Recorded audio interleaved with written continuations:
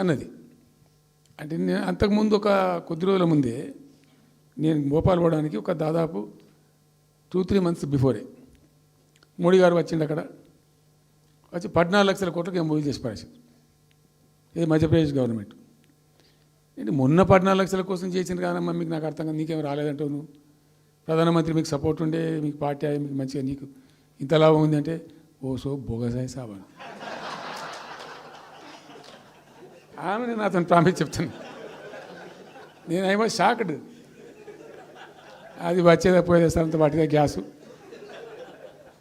అంటే ఈ గ్యాసులు ఎవరిని మోసం చేయడానికి ఇంత వంచిస్తారా ప్రజలను?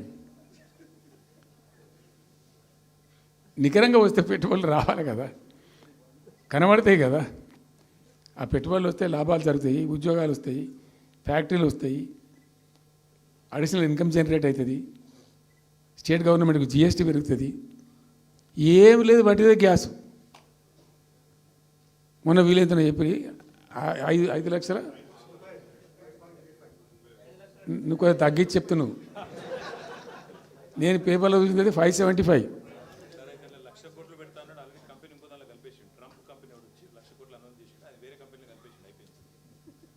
ఇట్లా ఇది ఏమి ట్రంప్ ఓడికి గింపి ఇదంతా ఏం పంచాయతీ?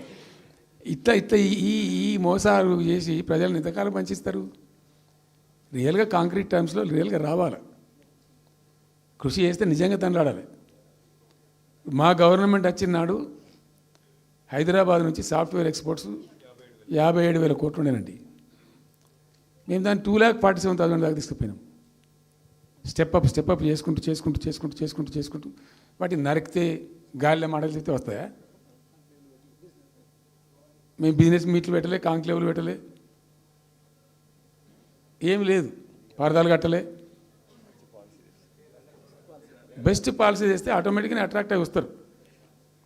నేను చెప్పిన అప్పుడు ఒక ఆయన ఉండే, పాప ఆయన చీఫ్ సెక్రటరీ కూడా రిటైర్ అయ్యాడు, ఆయన పేరే ఉండే మాధవరావు అల్లుడు ప్రదీప్ చంద్రకు చెప్తే ఆయన పాలసీ తయారు చేయమని చెప్తే తెప్పించండు. పాపం చాలా దేశాలకు తెప్పించండు. ఒక 50 సార్లు రిజెక్ట్ చేసిండు. ఇట్లా కాదు, నాకు కాంక్రీట్ కావాలి, ఇంకా మంచిగా కావాలని చెప్పి చాలా కష్టపడి చేసిండు. I must appreciate him. The best policy was brought in.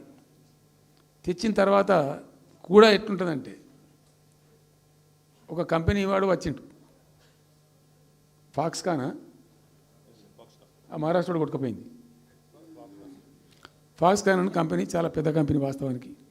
ఇదేవి తయారు చేస్తారు, ఈ సెల్ ఫోన్లు ఇవన్నీ ఎలక్ట్రానిక్స్లో ఉన్నాడు. చాలామంది ఉమెన్కి ఎంప్లాయ్మెంట్ దొరుకుతుంది దాంట్లో, 1000 మందికి. సరే వస్తే మనకు కూడా లాభం జరుగుతుంది. వాని ఎంబడి మస్తు దానిలో ఆల్మోస్ట్ వచ్చిండు, 90% వచ్చిండు. మీ పాలసీ బాగుందని అప్రిషియేట్ చేసి అన్ని చేసిండు. యాళ్ళకు వస్తే మహారాష్ట్ర ప్రభుత్వం 3,000 కోట్ల రూపాయలు వానికి నగదు ఇన్సెంటివ్ ఇస్తాను, వాడు కొట్టుకుపోయాడు.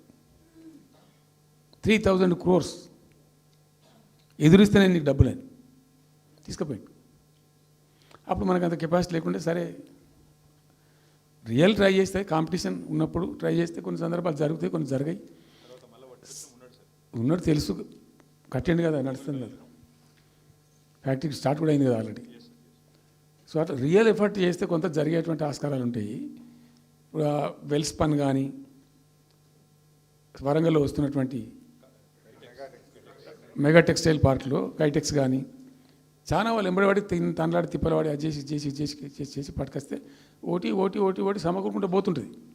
కానీ వట్టి హైప్ క్రియేట్ చేసి మందిని మోసం చేసి ఎన్ని రోజులు ఇస్తుంది? ఆత్మవంచన, ప్రజావంచన. ఏమైనా వస్తుందిరా బాబు అంటే ఏమి రాదు. ఈ గ్యాస్ల ప్రజలను పెట్టి ఇప్పుడు ఇస్తాన 2,500 దిక్కులేదు మహిళలకు, 1 కోటి మంది మహిళలను కోటీశ్వర్లను చేస్తాం. కాంగ్రెస్ మంత్రులంతా ఒకటే పాట పాడు, ఏమి ఎట్లా చేస్తావా 1 కోటి మంది మహిళలను కోటీశ్వర్లను? నీ దగ్గర ఉంటేనా? ఉన్న రెవెన్యూ పీకింది రాష్ట్రాన్ని, లోపలికి అయిపోయింది. మేము ఉన్నప్పుడు గ్రోత్లో 50% లేదు. అసలు మీ గ్రోత్ గురించి అవగాహన ఉందా? ఒక్కొక్క రూపాయి కూడబెట్టాలి, ఎట్ట తీసుకుపోవాలి? నేను ముఖ్యమంత్రి అయిన తర్వాత నన్ను ఎంతమంది టెంప్ట్ చేసినా ఐఏఎస్ ఆఫీసర్లు వాళ్ళు వీళ్ళు, ₹1 రిజిస్ట్రేషన్ ఛార్జ్ పెంచాలి నేను 4 ఏళ్ళ దాకా. Not even single rupee. ఉల్టా నేను వాళ్ళని పిలిచి మీకు ఏం కావాలి, రియల్ ఎస్టేట్ బాగా మంచిగా చేసుకుపోవాలి, హై క్లాస్ రావాలి అంటే ఎట్లా? హైదరాబాద్లో కూడా స్కై లైన్ రావాలని చెప్పి 3 ఏళ్ళు తిప్పలవాడానండి నేను, 3 years. ఎందుకంటే స్కై లైన్ రావాలని మట్టి నోటి మాట అంటే రాదు, దానికి కూడా ఎక్కువ కావాలి. ఆ 50 అంతస్తులు 60 అంతస్తులు మీదకి పోయి కట్టేటువంటి ఆ క్రేన్ ఆపరేటర్లు, క్రేన్ డ్రైవర్లు, దానికి సంబంధించిన సరంజామా అంత ఉంటుంది. ఆ ఎక్కువ వస్తే ఆ స్కై రైజ్ వస్తుంది. ఆ ఎక్కువ తేవడానికి చాలా కష్టపడాల్సి వచ్చింది. ఇప్పుడు ఈ రాజభవన్ పక్కనే గేట్ పక్కన ఒకటి ఉంటుంది చూడండి, కాదు ఒక టవర్ ఉంటుంది ఒకటి. నేను అప్పుడు నేను పోతుంటే ఈ పునాది తీసిండు, మంచి స్పాట్ ఇది, వాటర్ ఫ్రంట్ ఉంటుంది హుసేన్ సాగర్. అతను చెప్పుండే మనం స్కై లైన్లో భాగంగా ఇద్దాము, 50 అంతస్తులకు ఇద్దామని చెప్పి ఆగమంటే ఆయన ఎవరో రాజుగారు ఆగలే, ఆయన గతకే కట్టుకున్నాడు పాపం.